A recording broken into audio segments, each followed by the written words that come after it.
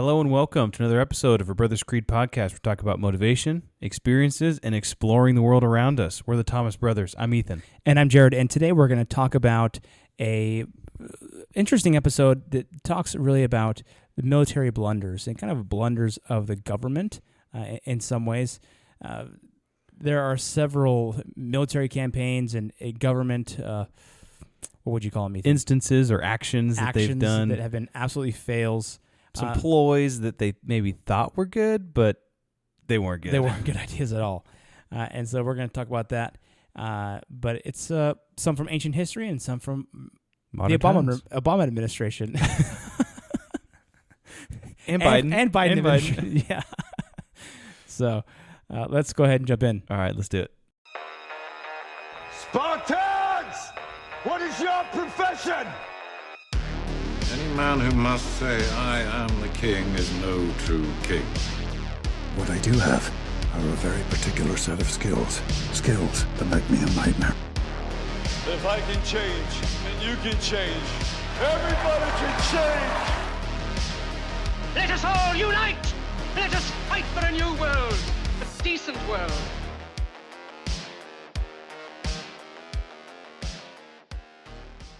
Okay, so the first one we were going to talk about was actually more recent in the Biden administration was Biden pulling out of Afghanistan prematurely. Yeah. What an absolute fail. Maybe, depending. I was watching a video today, and Biden had stated, oh, well, nobody told me that we shouldn't pull out. And then it was like 3 different clips of 3 different generals saying, yeah, we suggested they leave at least 2,500 troops there or 3,000 troops. We didn't want to pull forever, out. but at least for a while until they can solve it. So first off, I typed a bunch of different things in Google, and probably the first 3 pages of everything I typed in Google, the first 3 pages of Google search returns was, Biden made the right decision. It wasn't as bad as they said. Republicans are trying to smash Biden's name, and it was all pro leftist material stuff that was just, it was like hard to even find non-bias, and I'm not even looking for like right-wing bias stuff either. I'm just looking for like general stuff, like what exactly did we leave? I want a list of everything that we left. Yeah. And it's like, oh, well, it's like even that is in debate exactly what we left. They don't even particularly know. I've seen numbers that say, oh, we left, kind of the big number is $7.12 billion. That's what they say. But then there's other places other areas that said, well, we actually left probably more like tens of billions of dollars in equipment and everything else there. Yeah. Yeah. Well, did you go to like DuckDuckGo and then it was like a first thing that showed up? Well, yeah. It's just like, I don't know. It was hard to find any straightforward information, but I really kind of just feel like that's kind of the media in general. Yeah, that's true. And I'm talking both sides. I'm not talking just liberal agenda media. I'm talking, other side too. And I don't even know who to believe anymore. I just want a straightforward list, some honest answers. Well, it's like I think the one example of how the media is doing this right now is like we talk about the Johnny Depp trial, right? Yeah. And anybody who watched that trial was like, wow, Amber Heard is psycho and she's a liar. But the media right now is trying to push so many articles out, like all these different, the New York Times, all these posts. They're trying to basically say, oh, Amber Heard got destroyed by a liar, and the Me Too movement, this is a setback for the Me Too movement. And it's like, this is a demonstration of true toxic masculinity on women. Yeah, and it's so obvious. Like, they're like, wait a second, you guys didn't even watch the trial, and like, you don't have any idea what's going on. But like, it's so obvious that this narrative that they're pushing is totally different than what actually happened, what everybody believes. Yeah, like millions of people are on Johnny Depp's side in this, but the media is saying something totally different. It's like, well, you think that if the media is trying this hard to steer the ship in a different direction, think about coronavirus, think about the withdrawal from Afghanistan, think about, Putin's war that's causing the gas inflation, Putin's war. Putin's inflation. That's why that gas. That's why everything's going to cost him more. That's why we have shortages. Yeah, well, it's kind of interesting to me is because the all of the media attention that this Johnny Depp Heard trial got, and then how much attention did the who was that Maxwell lady? Yeah, none. None. Yeah. None at all. And she was the one that, and that had that was abuse and stuff The highest levels. of minors and children. Yeah. And it's we don't want to hear that levels because of it's government and at the highest levels of the upper echelon of. Oh, you're gonna release a list of a bunch of people's names who? Oh, we don't want that on TV. Oh no, we're not gonna have that. No, yeah. We're not gonna have that. No. That's because Clinton's name would be at the top of the list. Oh, jeez. So a couple of things. Did you hear see Elon Musk's tweet? He said it's more likely that I'll see these, and it was a picture of a dinosaur, a unicorn, and a leprechaun. He's like, it's more likely that I'll see these in my lifetime than this, and it was Epstein's flight logs. But anyway, there's a lot of conspiracy that he was in with the Epsteins as well. So yeah, well, he was in some weird stuff with Amber Heard. I was gonna say he's in everything, man. He's in it with Heard too, and everything. Yeah. So some of the things that I could find that were left behind, and this is just a smaller list. I know, Jared, you've got some other stuff. Some of the things that were, and these kind of, it really varies. And this is maybe that were left behind specifically right at the base or whatever else. But there were 70 MRAPs, which is a mine. A mine-resistant ambush protecting vehicle. They don't make those anymore. Yeah, so those are they cost $1 million piece, and we left those there.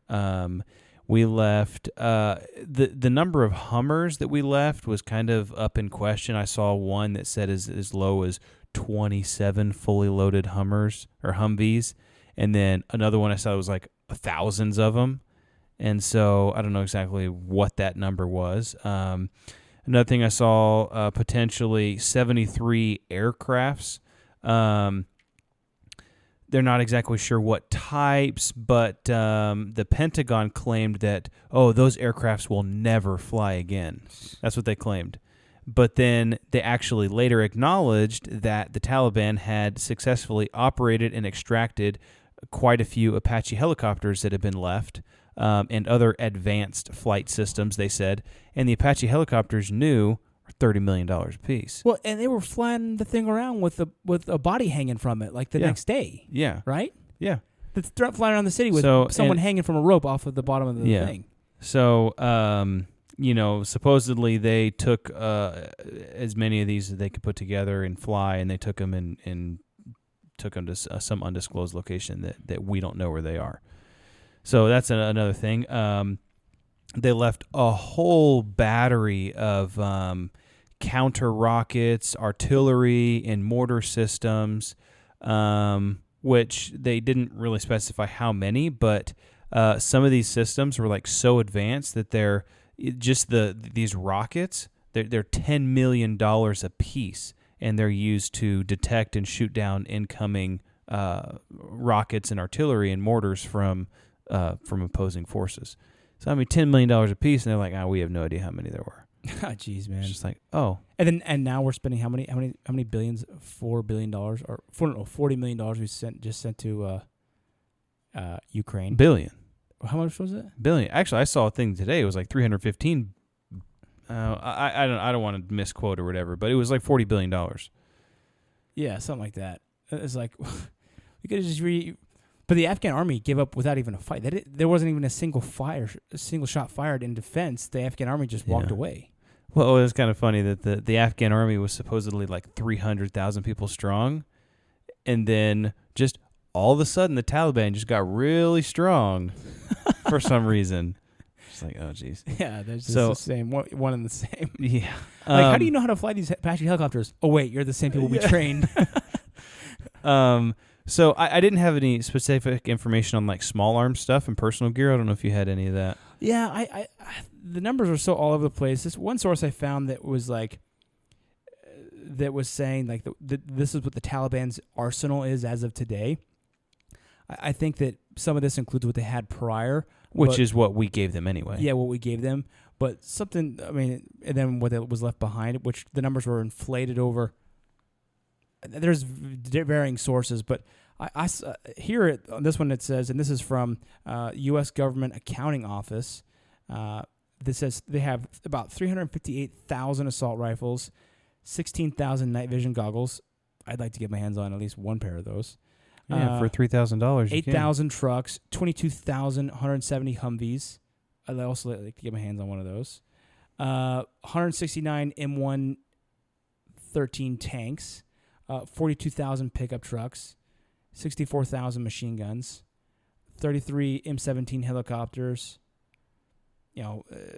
28 Cessna planes, 28 Embraer EBM Super Tucano planes. I mean, all these helicopters and 176 artillery pieces, basically artillery cannons, 126,295 pistols. So I'd also like to get my hands on one of those. Some of them. They're military not issue, just probably one. not very good. Oh, I'm sure they're good. The military always goes to the lowest bidder. So Well, yeah, but they're probably using Berettas. Yeah. So anyway, it's a disaster, a modern disaster that was left. All this stuff was left, and the way we pulled out, and these people literally. You saw the footage from the airplane, from the airport, right? Where there's people literally climbing onto the wheel wells of the plane as it's taking off. Yeah. And they're falling off of the wheel wells because they're on the outside of a plane. Yeah. That's how desperate they are to get out of their country. Well, and I think too, it's that it's not only did they leave equipment high and dry, but they left people high and dry. Yep. There were American citizens that were left over there. Some of them maybe didn't want to leave and whatever else, but a lot of them were just left. Right? They left high and dry. A lot of Afghan sympathizers that worked with us. Yeah, contractors and stuff. Contractors and interpreters and a bunch of different types of people that now, because they assisted the U.S. and that they worked with the U.S. and even shot back at the Taliban, they're fresh meat. Persona non grata. Yeah. Yeah, exactly. They're going around killing them. Yeah, so basically we go to a country, promise people all this stuff, and then we abandon them at the last minute. Yeah. So it doesn't bode well for the America's word at all. However you look at it and whatever side you're on, I would say that it's still defined as a blunder. That it's still defined as not done the right way. Whether we were supposed to leave some people there or completely pull out, that's neither here nor there, but just the way it was done was terrible.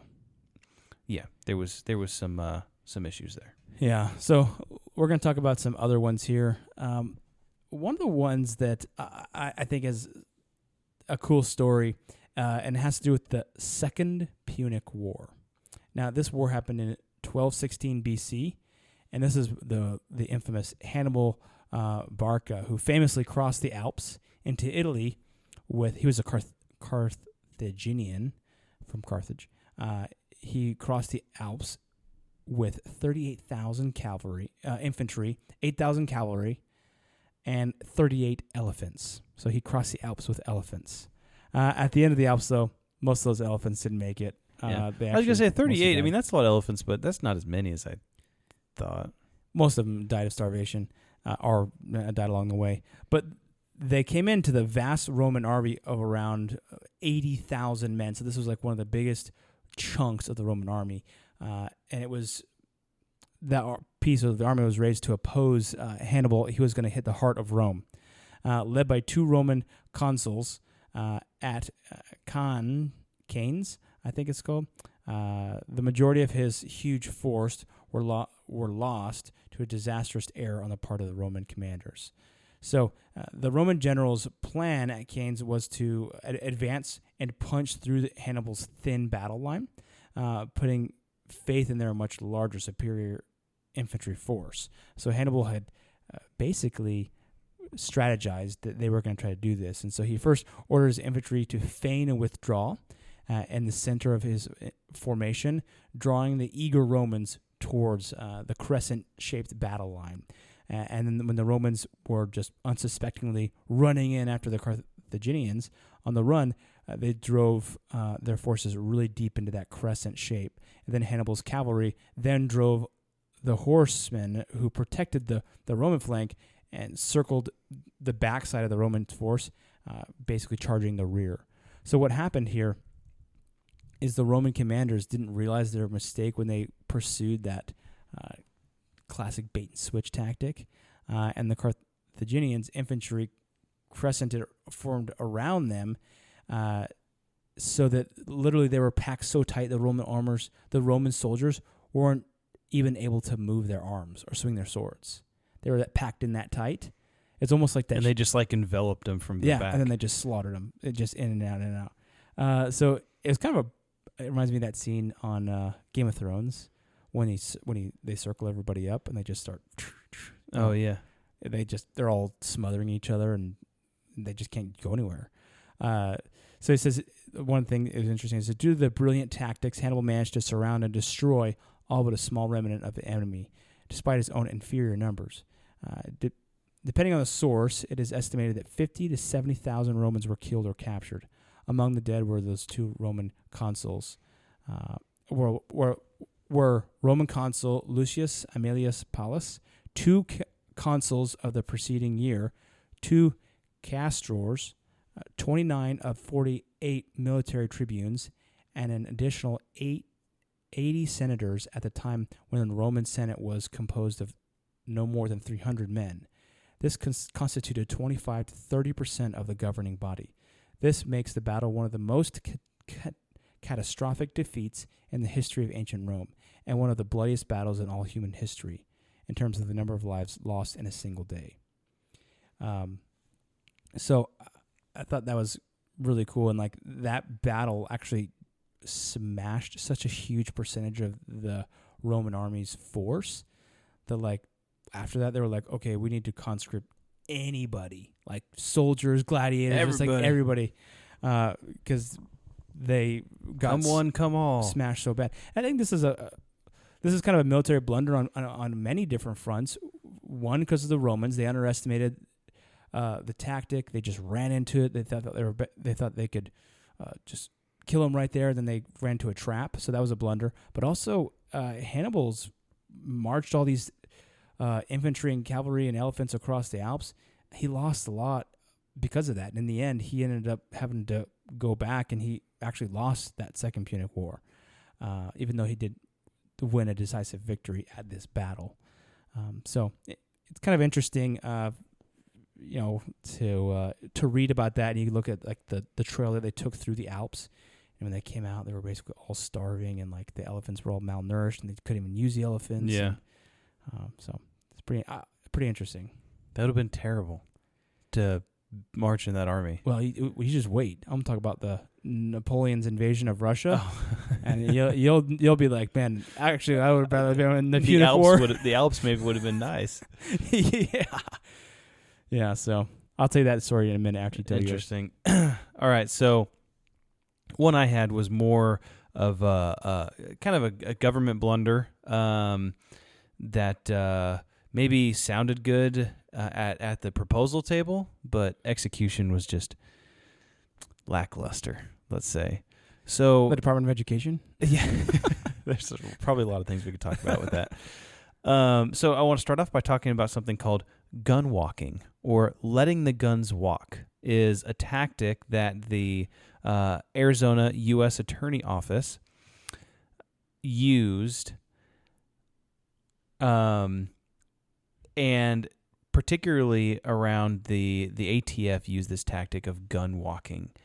And the tactic... the old ATF. Yeah. So the tactic basically was to allow gun dealers to sell guns illegally to people, and then they would track, I'm doing air quotes, track those guns to see where they go, right? And to see where they end up, if they end up in the hands of cartels and everything. So they're trying to crack down on the illegal sale of firearms from the United States into Mexico. But they're working with the gun dealers to allow to... Yeah. So they're working with the gun dealers, and so they're making them sell illegal guns. Yeah. So basically, what happened was the biggest of these blunders that I'll say, or the biggest of the things that I'm going to say is, in October 2009 and also February of 2010, there was an operation called Operation Fast and Furious. The agents in the ATF ended up calling it that because the agents discovered that kind of the main gun runner, the main guy that was in charge of it, and some of the other suspects were actually, they all belonged to a car club. And so they call it Fast and Furious. So what happened was the government allowed all of they provided these dealers, these gun dealers, with all these firearms. And they wrote down all of the information on these firearms. So they got the serial numbers, and they got the specs, and this and that. And I don't know all the details they got. I don't know if they got down to like firing a bullet and looking at like, specific ballistics out of a rifle or whatever else. But their whole goal was to sell these guns to people that they knew were illegally buying them, and that they were going to try and track them. But the word track is like a very loose term. It's not like they had a GPS on them. No, they don't have a GPS on whatever else. Basically, they're just tracking it because they know the serial number. That's really the only way to like track these guns. And so it's like if I'm like, hey, I give you $1, and I know that the serial number on that $1, and then I don't know who you're giving that $1 to, but I'm like, oh, I'm tracking that. Yeah, but if, there's no way to track that. But if unless it shows up at a bank or it shows up at a crime scene. Yeah, shows up at a bank or a crime scene, or, in the gun world, I guess, if it's bought illegally and then someone takes a FLN dealer or something like that. a handgun, and somehow it goes back into the system and gets, somebody runs a check on it or whatever else, then it'll probably pop up in some federal database that says, oh, this is one of your guns, right? This is one of the guns you've been tracking. Yeah, but if you're selling it to the cartels, they're not using the U.S. tracking system. So in total, there was, during the Operation Fast and Furious, the largest gun-walking probe, the ATF monitored the sale of about 2,000 firearms. That was mostly semi-automatic rifles, maybe AR-15, some handguns, but maybe AK-47s, some things that are cartel-like weapons. So they started tracking these guns, and they actually were able to recover. Supposedly, they recovered 700 of these guns. So the reason why it was a blunder is because as soon as they sold these guns, they disappeared. They just completely disappeared. They lost all sight, and they had no idea what happened. Most of those 700 guns that were found were at crime scenes, and maybe they had circulated back into the United States somehow and got purchased, legally through an FFL or someone with a federal firearms license, and it was verified, and they found it that way. So that's kind of one reason why it was a blunder, just because there was zero visibility to all these guns that basically they just gave to criminals who put them in their fast cars and Fast and Furious them down across the border and just sold them to the cartels. So that was the first blunder. Second blunder is, it says guns tracked by the ATF have been found at crime scenes in both Mexico and the United States. And they were found at a crime scene where a U.S. Border Patrol agent named Brian Terry was killed in December of 2010. So there was a couple of Mexican nationalists that had crossed the border, and they were sitting in wait basically for people to cross illegally from Mexico into the United States, and then they would just rob them. and they would rob these people. Yeah. Because a lot of times they have their entire life savings in cash on them, and they've got the jewelry or whatever else. So they'll just rob these people that are crossing the border illegally, and who's going to do what about it? Yeah, because they're doing something illegal anyway. So the a group of border patrol, I guess it was a group of agents came up on them kind of surprisingly. They were both surprised by it, and a shootout ensued, and this one officer, this one agent, Brian Terry, was killed. Whenever they did an inspection of the scene, they found 2 firearms that were used, semi-automatic rifles that were used, and both of them were serial numbers from this gun blunder, right? From the Fast and Furious blunder. So, it makes you wonder if it was a blunder after all. If they were like, well, let's just flood the border with guns, and then we can say we need to, our borders. We need to cut down on gun violence, or our borders not secure, or whatever the political message is at the time. How do we prove that it's not secure? Oh, well, let's just send a bunch of guns over there and see what happens. Let's see how much violence ensues. Yeah, let's and then stir the pot. Yeah, it's like you have a pot of boiling oil, right? And you're like, okay, it's just the boiling oil is just completely fine.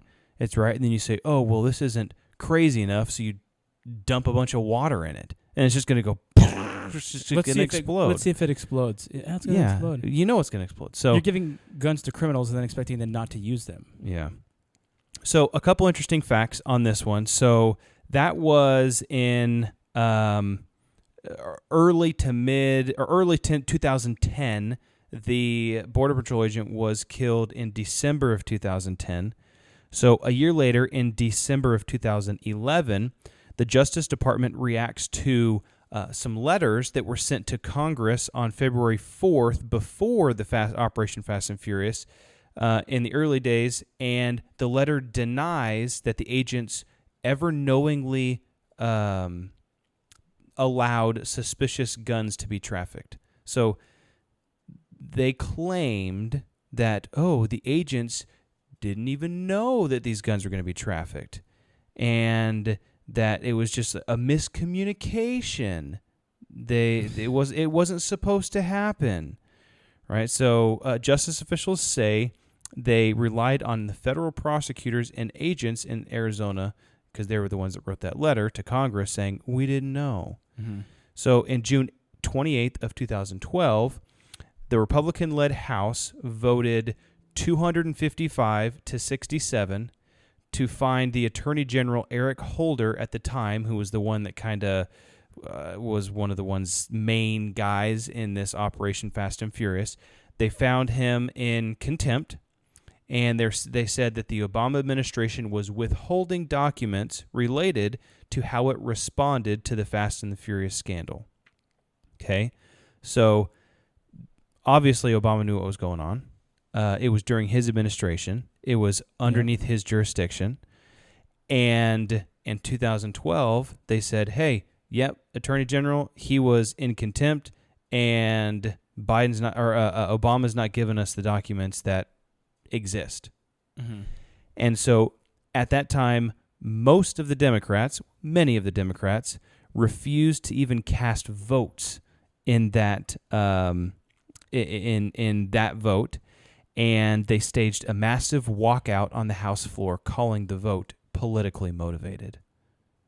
Okay, so the Justice Department says that it already provided thousands of documents to the House, and that there's continued negotiations going on to gain access to more. After all of these negotiations and these talks failed, Obama claimed executive privilege over the remaining records. Oh, executive privilege. And said, no, I'm just claiming executive privilege over these. Nobody's going to get them. Yeah, and that's exactly what they're absolutely blasting Trump over now. Yeah. Is this executive privilege. Well, the ATF has so many blunders. Oh, yeah. I don't know how they can even anybody can even believe anything the ATF says. Well, they're totally incompetent. Yeah. I mean, one thing, so many scandals after scandal after scandal, it's just like, Well, and you even wonder, I mean, the ATF is the Alcohol, Tobacco, and Firearms and Explosives. The Bureau of Alcohol, Tobacco, Firearms, and Explosives, the ATF. So they're supposed to, like, really get it, right? I mean, they're supposed to understand it. But the ATF keeps coming out with all of these crazy, basically, laws and changing the rules, even most recently on, like, the whole bump stock debacle bump stocks are full, make your weapon fully automatic. Well, no, it doesn't. Yeah. It just helps you to pull the trigger one time after the other a little bit faster. And so, it's just like they keep moving the goalposts down and down and down and down and down because it's like they don't really understand. They release these documents that are like, well, that doesn't really make sense with what current technology is. So I think it's just it was a blunder in and of itself, that whole thing. But how much don't we see? Yeah. Well, yeah, exactly. And one of them that I didn't look into at this one was also the Benghazi attack.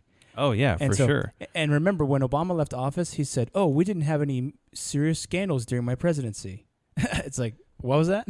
Yeah, seriously. Well, while Hillary told everybody just to chill out while our embassy was getting freaking pommeled. Yeah, what difference does it make? What happened?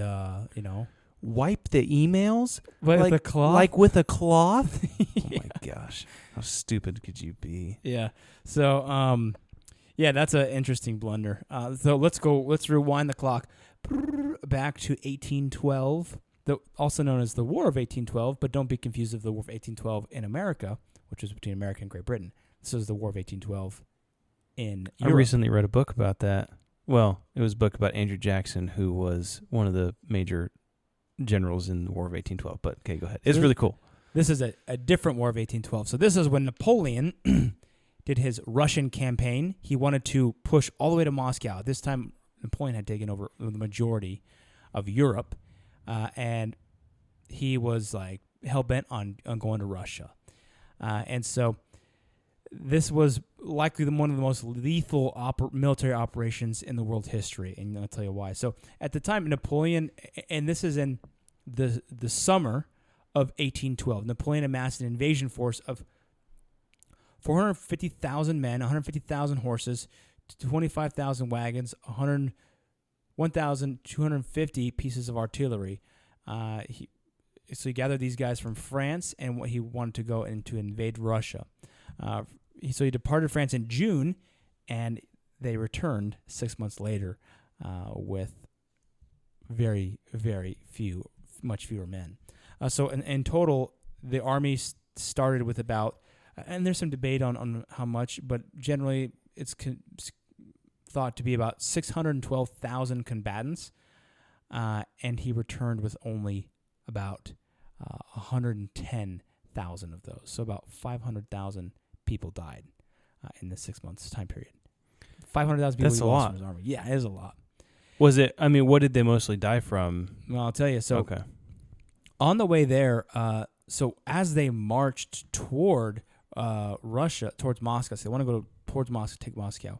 Even within the first 2 weeks. So this is leaving from France, right? Yeah, Napoleon. Yep. Okay. Even within the first 2 weeks of July, the Grand Army lost 100,000 men due to sickness and desertion. In July? Yeah, so this is even the summertime. The thing is that they thought, so Napoleon falsely believed that the Russians would deploy their army in a conclusive battle, but instead they continued to withdraw deeper into Russia territory. As the Russians retreated, they would do like a scorched earth methodology where they would burn everything, all the crops, burn in the villages, making it impossible for Napoleon's troops to like do anything. Like they don't have any food. Their supply chain could not catch up to the Napoleon's march. And Napoleon, especially in the last little bit before he got to Moscow, which happened in kind of the October time frame, he rushed the forces to hurry, and their carts were breaking down. All this stuff was getting busted.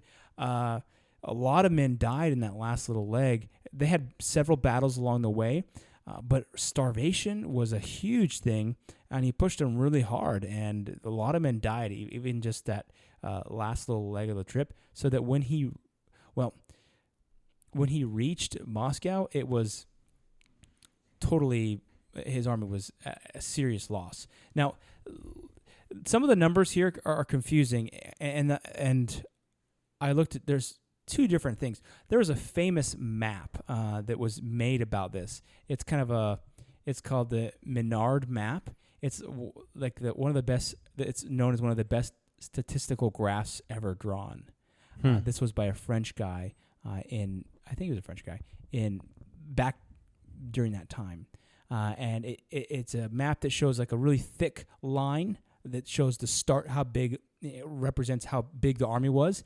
And you see the thick line going all the way to the left of the paper, and it gets thinner and thinner and thinner and thinner as it goes on, representing the number of men that he had lost. Now, and then there's another line, and then it reaches, it's kind of like a map too, and then it's like Moscow, and then it shows the return and how that line got thinner and thinner and thinner and thinner all the way back. Even coming back. So that map has a little bit of different numbers. So that map starts with 400,000 men, and then when it gets to Moscow, it's at 100,000 men.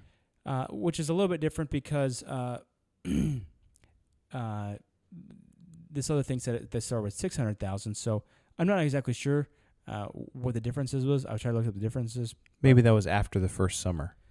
No, this was the whole campaign, but because then it comes back too. So when they came back, so when they got to Moscow, they took Moscow, but everybody had left. They had burned the city. They had burned their capital city.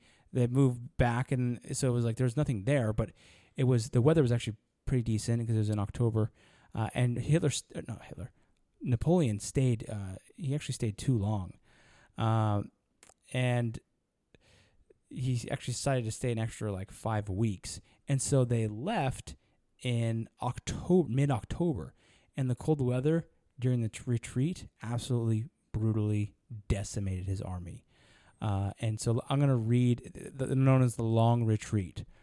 So similar to the Russians, we talked about Stalingrad in one episode, similar to the Russians or the Germans going into Stalingrad, they were not prepared. They didn't have any winter clothes. Mm-hmm. They were ill-equipped for the cold. Their little tents couldn't do jack squat.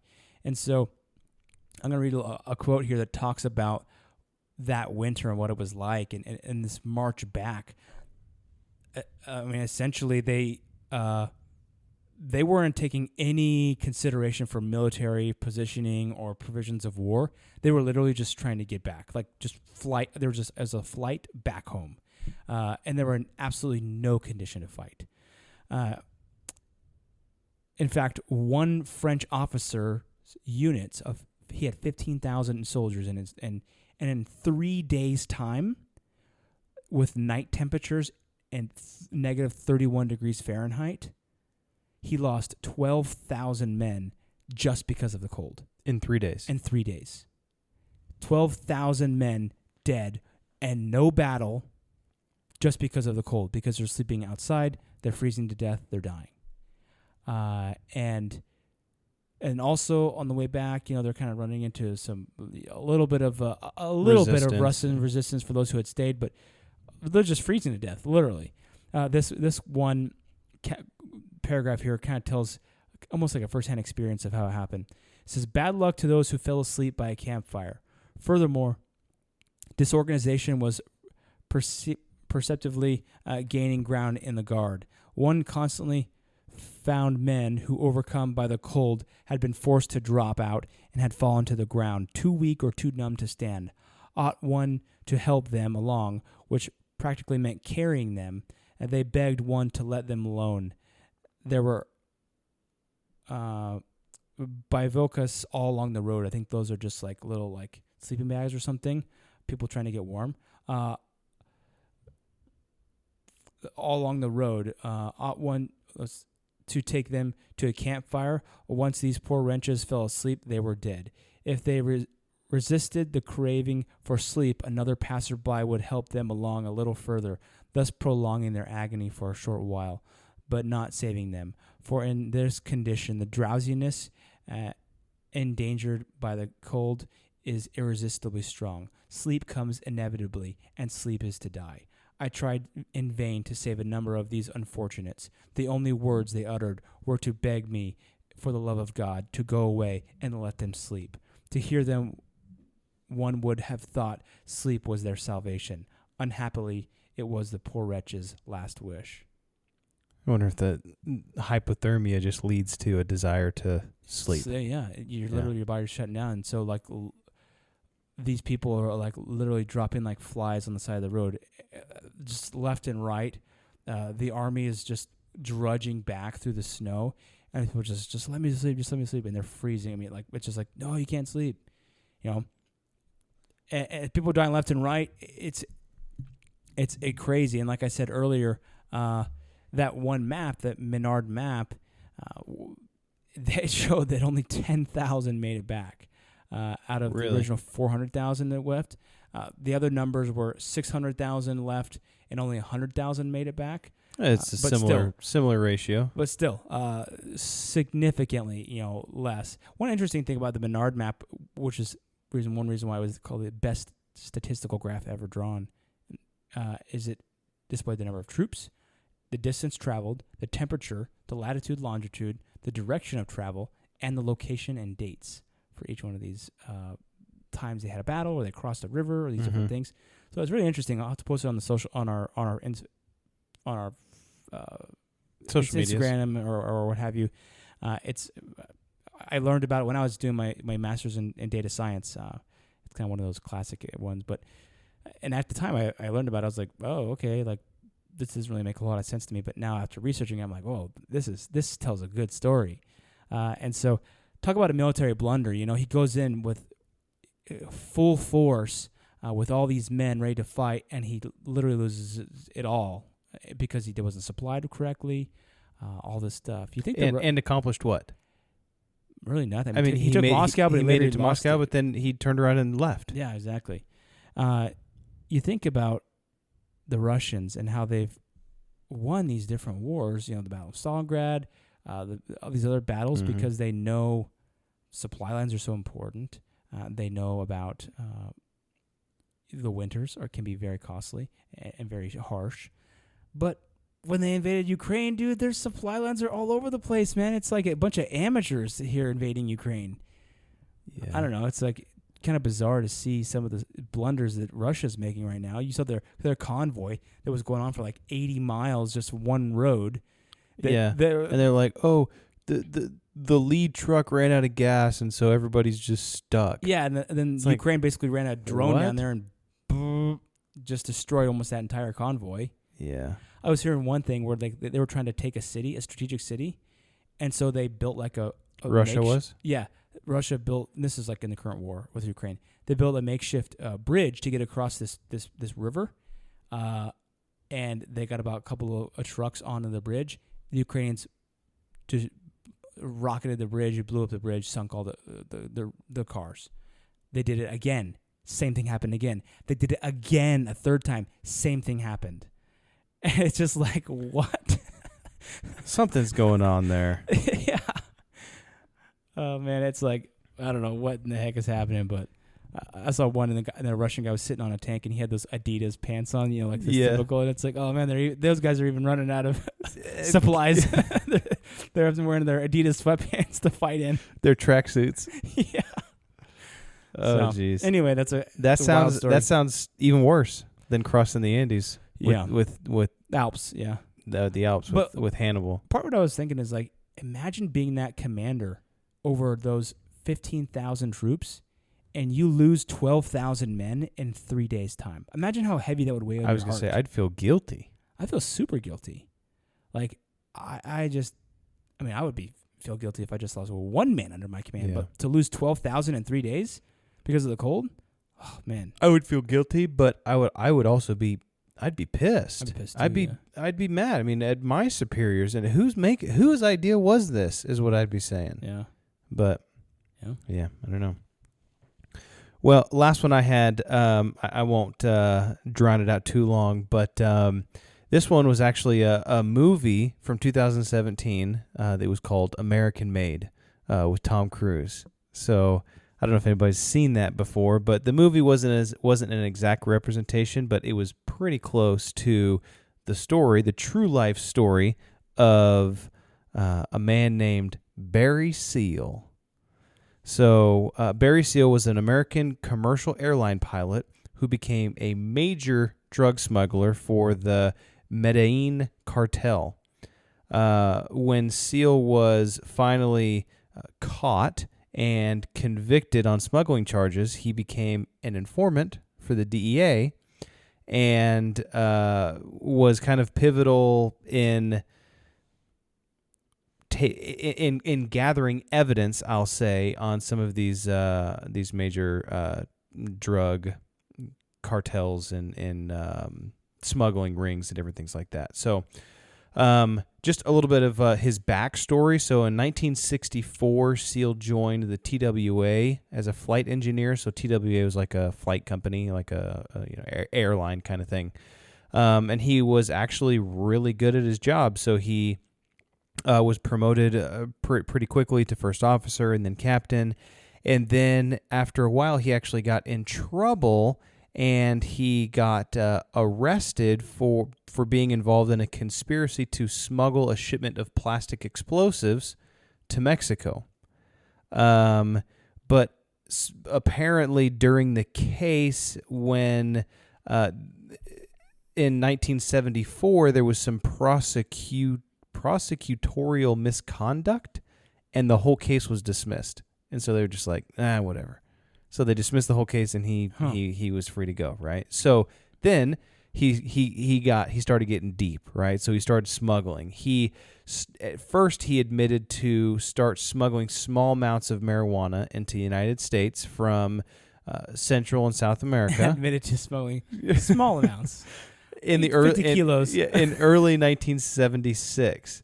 But in 1978, he had expanded his flying, let's say, into more creative situations and increased his loads significantly and transitioned to cocaine, which was pound for pound much more profitable for smuggling into the United States. Was he flying from Colombia to Miami? No, so he was in Louisiana. And so what he would do, basically his tactic was he would fly down to Colombia, or at one point they moved to, I think, Nicaragua. But Nicaragua's in Africa. What, isn't that? That's Nigeria. Oh, that's okay. Never mind. Yeah. So he would fly down to Colombia, and he would load up his plane, and he would fly back, and he would fly his smuggling method was he would fly really low, and he would stay off the radar. To stay off the radar, and he would airdrop packages of drugs out of the bottom of the plane in remote areas of Louisiana. Then he would have his ground team go and collect the drugs, and they would transport them to Colombian distributors in Florida.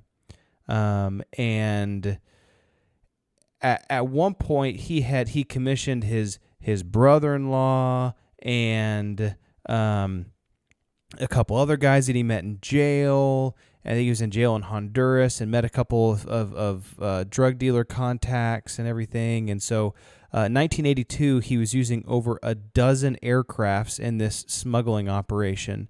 And so he was more people flying than just him. Yeah. So he contracted other pilots to get in on this. And so the number of planes and the frequency at which these planes were traveling back and forth from Colombia attracted some attention with the Louisiana State Police and the federal government. So a little bit about the money that he was making. So in 1981, kind of in the height of what he was doing in this smuggling, when he was smuggling the cocaine for the Medellin Cartel, at his peak he was earning as much as $500,000 per flight transporting a shipment of cocaine from Colombia to the United States. So $500,000, $500,000. How did he get that past customs? Did he drop that too? The money? The money? Or did he keep it in the plane?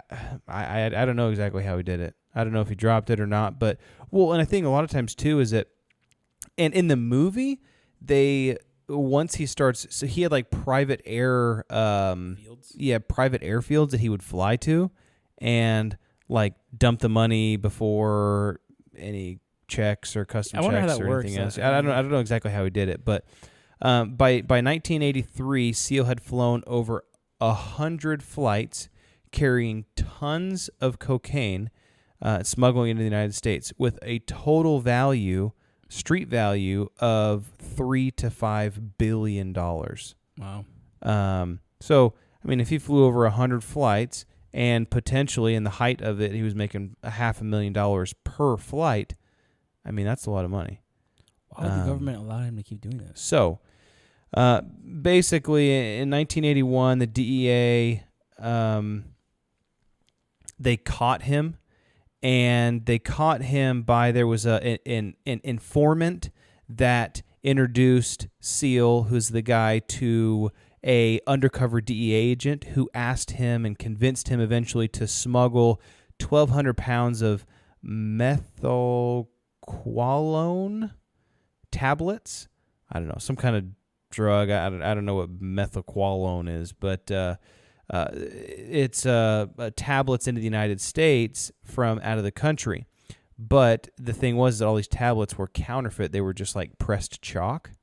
And he ended up doing it, and he got caught. He got got. So while he was in prison, he was trying to figure out, well, how do I get out of this? How do I get out of this? So he called the Vice President Drug Task Force and said, I've got a bunch of information. You know, I can help you guys out. And they said, we don't really care, but call the DEA. And so he called the DEA, and they were like, well, you know, whatever. And they talked to him, and they were like, well, they evaluated him, and they actually were pretty impressed with the people that he knew within the cartel. And so they signed an agreement, right, that they were going to have. But part of that agreement was that Seal had to set up some of these cocaine purchases with the Ochoas, which was like a big drug name, Pablo Escobar, and a couple other big names within the cartel world.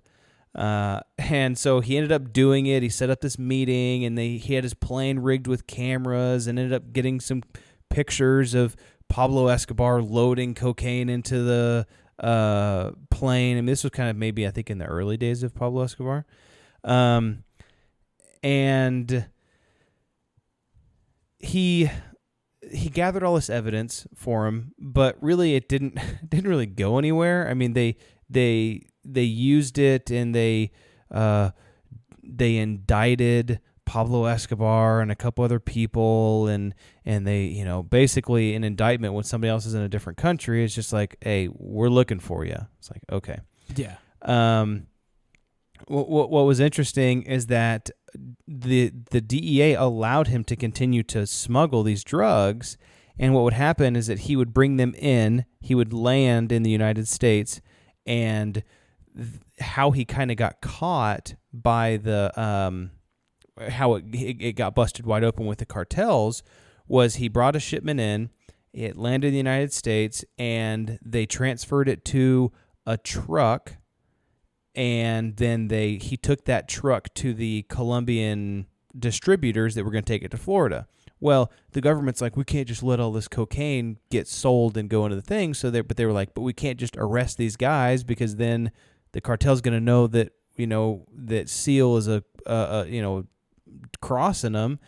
And so they're like, well, we'll just stage an accident with the truck. So like sabotage the truck, and then the truck crashed. And then the two Colombian guys, they ran, and then the police ended up picking up one of them, and then he got caught anyway, and the cartel figured out that Seal was in on it and everything, and apparently SEAL was paid around $750,000 per some of these last plane rides that he did when he was working for the government. But he got paid that by the cartel, and they let him keep just over $500,000 of each one. I don't know why they would let him keep that, but they let him keep it. So he's taking the risk. I'm sure he negotiated that. Yeah, that's true.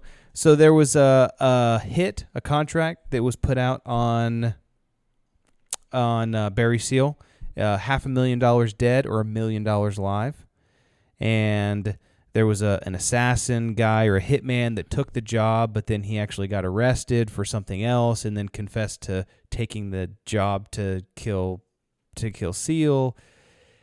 Eventually, in 1986, Seal was shot to death in front of a Salvation Army center. No way. Yeah. So he was kind of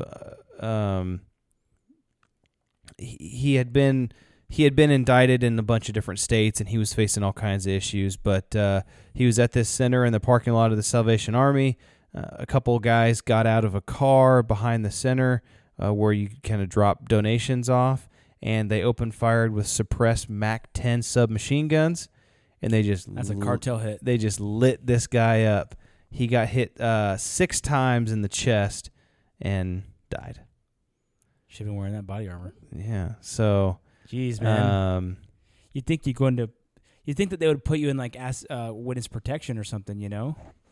Yeah, I don't know. I think it was a blunder because, number one, all the drugs probably got through anyway, right? Number two, they really didn't. I mean, they got evidence on cartel members. It's like, yeah, okay, everybody knows that they're cartel members, and so it's like, what really the evidence didn't really bring anything to light particularly. Yeah, what is the U.S. going to do? Like go into the heart of the cartel country in a different country? Yeah, invade Colombia and then go find him in the middle of the jungle. And so I think it was kind of one of those things where it was like, maybe it was a good thought, but a poorly executed plan. Yeah. I don't know. There's a lot of money though. In the movie, he has like so much money that he's just like burying it in holes in the backyard, and he like doesn't even know what to do with it. I wonder what happened to all that money. I have no idea. He got married 3 times, and he had 6 kids. Oh, money will do that to you. Yeah. So kind of a crazy story. Number one, that it's true, and number two, that I bet things like that happen all the time. Like confidential informants are, Yeah. Hey, we'll let you off. We'll let you off if you help us out. Give us some inside information. Yeah. So. Cool. Those are good stories. Very interesting. Lots of blunders, old and new. Yeah. So. All right. Well, it was a good episode. Let's look into some more of these and keep exploring history, and let's build that creed together. Let's do it.